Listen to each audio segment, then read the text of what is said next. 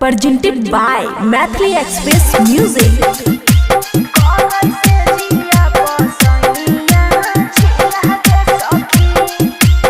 खुशी recording studio बलुआहा।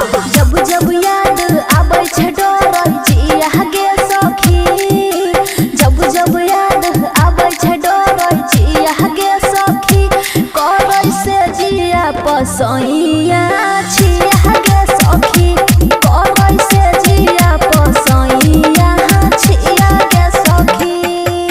होइते अन्हार रोजे भुताबै दिया गे सखी, होइते अन्हार रोजे भुताबै दिया गे सखी, करै से जिया पसैया छिया गे सखी, करै से जिया पसैया छिया गे सखी।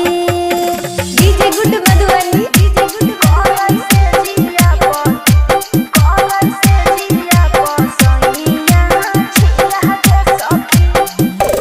अजब गजब के करे कहानी, टपाटप चुआ छलहना से पानी, देखिए के भेलै पका दीवाना, हरदम खोले के देखे खजाना, देखे खजाना, देखे खजाना। अजब गजब के करे कहानी, टपाटप चुआ छलहना से पानी, देखिए के भेलै पका दीवाना, देखे छे खोले के हरदम खजाना, हरदम खजाना। रखे छे दाढ़ी रखे जे नानी गे सखी, रखे छे दाढ़ी रखे जे नानी गे सखी, करै से जिया पपिया छिया गे सखी, करै से जिया पपिया छिया गे सखी।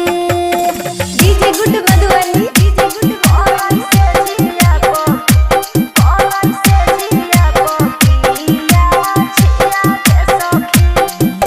हमरो के मिलै नै पूरा स्वाद गे, ठंडा हो जाय छै पूरा मिजाज गे, किस्मत में मिललै जिद्दी भतार गे, रोजे बिछौना करै छै खराब गे, रोजे बिछौना करै छै खराब गे। हमरो के मिलै नै पूरा स्वाद गे, ठंडा हो जाय छै पूरा मिजाज गे, किस्मत में मिललै जिद्दी भतार गे, रोजे बिछौना करै छै खराब गे, खराब गे। राइटर सुमित साजन छियै पिया गे सखी, चंदन मन छियै हमर पिया गे सखी, करै से जिए पपिया छिया गे सखी, करै से जिए पपिया छिया गे सखी। खुशी रिकॉर्डिंग स्टूडियो बलुआहा।